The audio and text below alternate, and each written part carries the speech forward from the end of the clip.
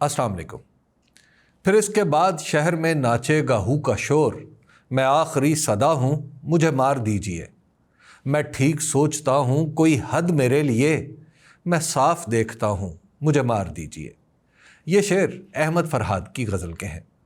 अहमद फरहाद वही साहब हैं जो 2024 में अचानक लापता हो गए और फिर मालूम हुआ कि वो आज़ाद कश्मीर की पुलिस के पास हैं। लापता होने से आज़ाद कश्मीर पुलिस की तहवील तक उन पर जो गुजरी वो मैंने कभी पूछने की हिम्मत भी नहीं की। फरहाद का ताल्लुक़ आज़ाद जम्मू कश्मीर के इलाके बाग से है। इस वक्त आज़ाद कश्मीर में जम्मू कश्मीर आवामी एक्शन कमेटी की जो तहरीक चल रही है वो भी इसका हिस्सा है। चंद रोज़ पहले वो अपने आबाई इलाके बाग में थे। बाग भी आवामी एक्शन कमेटी का अहम मरकज़ है। वहाँ एक जलसे में इब्तदाई दौर पर उन्हें स्टेज पर बिठाया गया। ख्याल ये था कि वहाँ वो तकरीर करेंगे और हस्बे ख्यालात पाकिस्तान के आसमानों पर तनकीद करेंगे। इस जलसे के चंद मुंतज़मीन ने उन्हें स्टेज पर देखा तो पहले कुछ मुशावरत की और फिर उन्हें दरख्वास्त करके नीचे उतार दिया, क्योंकि मुंतज़मीन नहीं चाहते थे कि आसमान पाकिस्तान अलमारूफ इस्टेब्लिशमेंट के ख़िलाफ़ कोई बात हो। अहमद फरहाद चूनो चराग किए बगैर स्टेज से उतरकर सामईन में शामिल हो गए और मुकर्ररीन को सुनने लगे। इसके बाद उन्हें रावलपिंडी आना था, मगर उस वक्त तक आज़ाद कश्मीर के लोगों ने पाकिस्तान को मिलाने वाले रास्ते बंद कर दिए थे। फरहाद ने दरिया जेहलम के पुल पर बैठे नौजवानों को जतन करके राज़ी किया और अपने लिए रास्ता खुलवाया। ये वाक़या मुझे अहमद फरहाद ने खुद सुनाया और ये सुनाकर वो टीवी पर चलने वाली उन ख़बरों पर हंस रहे थे जिनके मुताबिक जम्मू कश्मीर जॉइंट अवामी एक्शन कमेटी पाकिस्तान के ख़िलाफ़ है या खुदा नखास्ता पाकिस्तान की फ़ौज के ख़िलाफ़ कोई मुहिम चला रही है।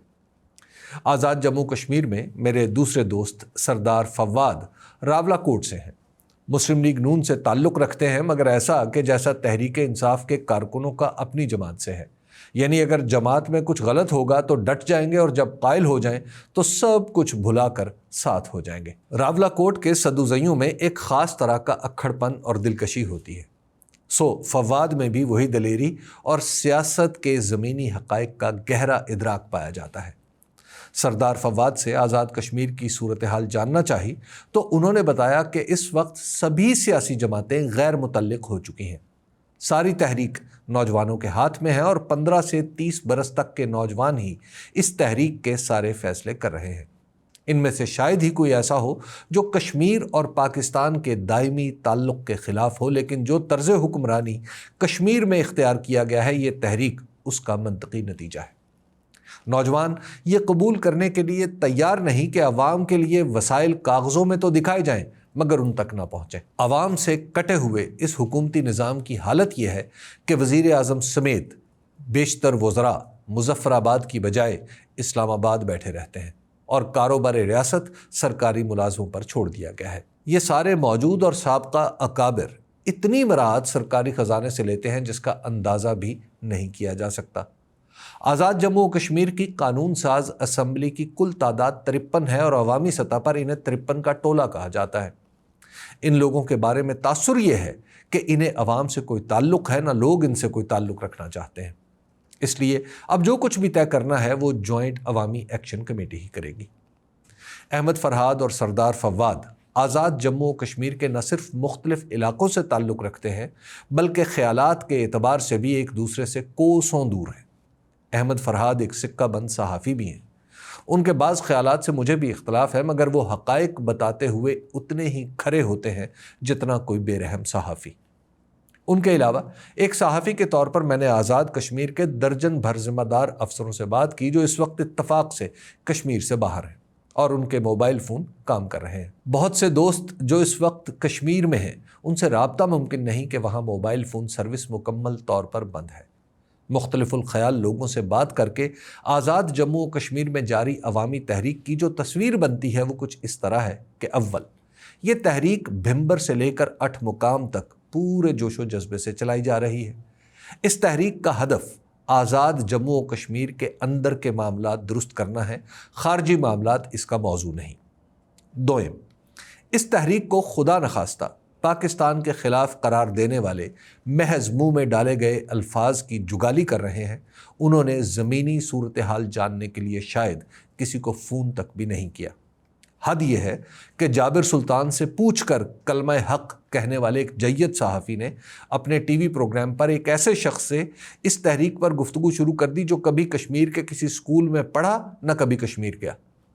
اس پر احمد فرہاد نے سرکاری سرپرستی کے خوگر اس صحافی سے اس کے مہمان کی شناخت اور معلومات کے ذرائع کے بارے میں پوچھا تو جواب ملا، احمد فرہاد، مجھے تم سے خیر کی امید نہیں۔ سوئم، اس تحریک کو دبانے کی ہر ممکن کوشش کے پیچھے بنیادی مقصد یہ ہے کہ کہیں اس کی کامیابی کے بعد پاکستان کے دیگر علاقوں میں بھی اسی طرح کی تحریکیں نہ چلنے لگیں۔ اس تحریک نے یوں تو 38 مطالبات کی فہرست پیش کی ہے، مگر اس میں 2 مطالبات ایسے ہیں جو پاکستان کی قومی اسمبلی اور ریاستی اسمبلی سے جڑے ہیں۔ پہلا مطالبہ یہ ہے کہ آزاد جموں و کشمیر کی سیاسی اسمبلی میں ریاست جموں و کشمیر کے پاکستان میں آباد مہاجرین کی 12 نشستیں ختم کی جائیں۔ ان نشستوں کا معاملہ کچھ تفصیل چاہتا ہے۔ پاکستان اور آزاد کشمیر کے درمیان قانونی صورتحال کچھ اس طرح ہے کہ 1974 میں پاکستان کی اسمبلی نے آزاد کشمیر کے لیے ایک عبوری آئین بنایا تھا، جس کے مطابق آزاد جموں و کشمیر لیجسلیٹو اسمبلی کے انتخابات کے لیے ان لوگوں کو بھی ووٹ کا حق دیا گیا تھا جو رہتے تو پاکستان میں ہیں مگر مقبوضہ جموں کشمیر کے مہاجرین ہیں۔ جب ان مہاجرین کو باقاعدہ طور پر آزاد جموں و کشمیر کا شہری تسلیم کر لیا گیا تو پھر ان کے لیے ریاست کی ملازمتوں میں کوٹا بھی مختص کر دیا گیا۔ جوائنٹ ایکشن کمیٹی کا دوسرا بنیادی مطالبہ ہے کہ اس کوٹے کو بھی ختم کیا جائے۔ ان 2 کے علاوہ ایک مطالبہ یہ ہے کہ صدر، وزیر اعظم، وزراء، سابق وزراء، اعلیٰ عدلیہ کے ججوں اور بیوروکریٹس کی مراعات کم کی جائے۔ اس میں خاص بات یہ ہے کہ آزاد جموں و کشمیر کے ان عہدیداروں کی مراعات غیر معمولی ہیں اور کارکردگی پر کبھی کسی نے سوال نہیں اٹھایا۔ اس کے علاوہ جب وزراء اور افسران کی اولادیں اسلام آباد میں بڑی بڑی گاڑیوں پر گھومتی ہیں تو اسی شہر میں رہنے والے دیگر کشمیری نوجوانوں کے دل میں 100 طرح کے سوال پیدا ہوتے ہیں۔ آزاد جموں و کشمیر اسمبلی میں پاکستان کی حدود میں رہنے والی مہاجر آبادی تقریباً 4,70,000 ہے۔ آزاد جموں و کشمیر میں رہنے والوں کا خیال ہے کہ یہ لوگ پاکستان کے معاشرے میں ضم ہو چکے ہیں اور انہیں کسی قسم کے امتیازی سلوک کا بھی سامنا نہیں کرنا پڑتا۔ ان میں سے کئی مہاجرین ایسے ہیں جو رضاکارانہ طور پر ہی اپنی ریاستی شناخت چھوڑ چکے ہیں، جس کی ایک مثال میرے دوست صحافی اجمل جامی بھی ہیں۔ البتہ وہ مہاجرین جو اب بھی اپنی ریاستی شناخت قائم رکھے ہوئے ہیں، ان میں سے بھی بہت ہی کم ایسے ہیں جو ووٹ دیتے ہیں۔ اس کم ووٹنگ کا نتیجہ یہ نکلتا ہے کہ پاکستان کی ہر حکومت یہ نشستیں عملاً اپنے نام کر لیتی ہے۔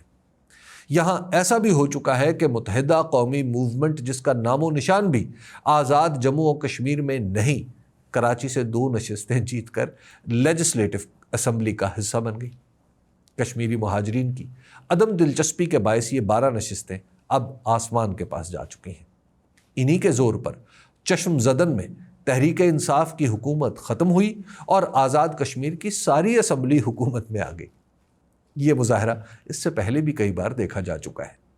اس لیے ان نشستوں کی افادیت پر سوال اٹھتے رہے ہیں۔ فرق یہ پڑا ہے کہ اب یہ سوال مطالبہ بن گئے ہیں۔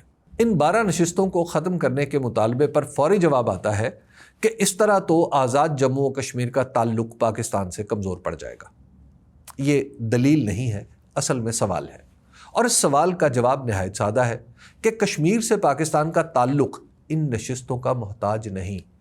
یہ نشستیں تو 1974 کے بعد آئی ہیں، اس سے پہلے بھی تو آزاد کشمیر کا تعلق اسلام آباد سے مضبوط رہا ہے۔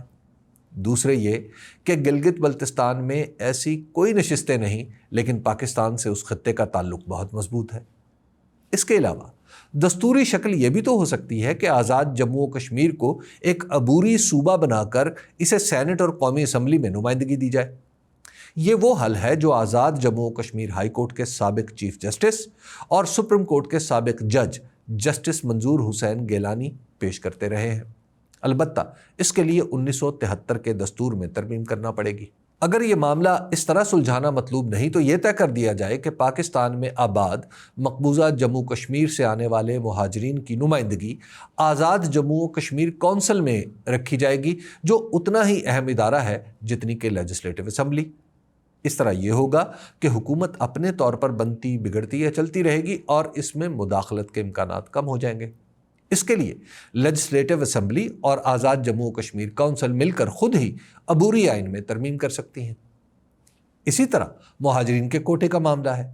اس وقت جتنا بھی کوٹا ہے اسے کچھ کم کر کے اور مہاجرین کی ریاستی شناختی دستاویزات درست کر کے یہ مسئلہ حل کیا جا سکتا ہے۔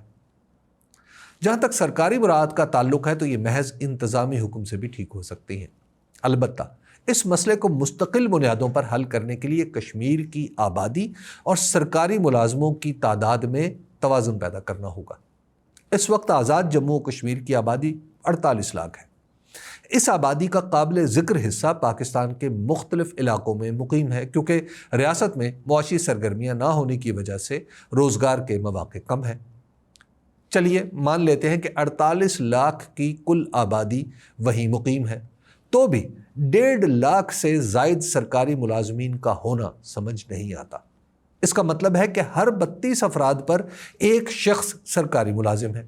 حالانکہ آزاد جموں و کشمیر کو فوج کا بندوبست کرنا ہے، نہ وزارت خارجہ، مرکزی بینک، ہوا بازی اور بندرگاہوں جیسے محکمے اس کے پاس ہیں۔ ایک چھوٹے سے علاقے میں سرکاری ملازموں کی اتنی بڑی تعداد غیر معمولی بوجھ کے سوا کچھ نہیں۔ ایکشن کمیٹی کا یہ مطالبہ ہو یا نہ ہو، اس تعداد کو کم کرنا بہرحال ضروری ہے۔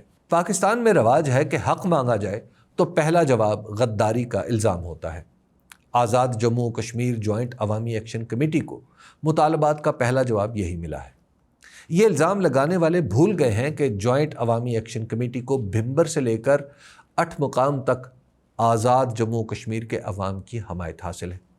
جب کسی تحریک کو اتنی بڑی حمایت حاصل ہو جائے تو غداری یا ملک دشمنی کے الزامات اپنی حیثیت کھو بیٹھتے ہیں۔ اس تحریک میں شامل کچھ لوگوں کے سیاسی عزائم ہوں تو ہوں، مگر اس کی کور کمیٹی کسی سیاسی جماعت کو قریب بھی نہیں آنے دیتی۔ اس کے 38 مطالبات میں سے ایک بھی پاکستان کے دستور سے باہر نہیں، اور اب حکومت ہی انہیں مذاکرات کی دعوت دے رہی ہے، تو اس کو کیا کہا جائے؟